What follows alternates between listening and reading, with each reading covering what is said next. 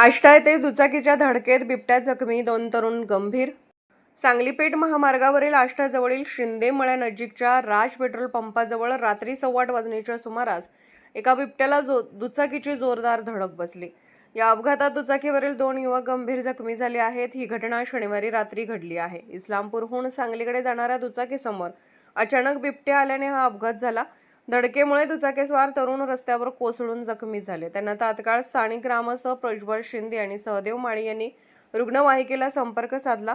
रुग्णवाहिकेने जखमींना तातडीने शासकीय रुग्णालयात दाखल केले. अपघाताची माहिती मिळताच उपवनसंरक्षक सागर दौते आणि वनक्षेत्रपाल एकनाथ पारदी यांच्या मार्गदर्शनाखाली वनपाल दादासाहेब बर्गे, रेस्क्यू टीमचे युनुस मनेर, निवास उगडे, विक्रम टिबे आणि विजय मदने हे कर्मचारी घटनास्थळी दाखल झाले.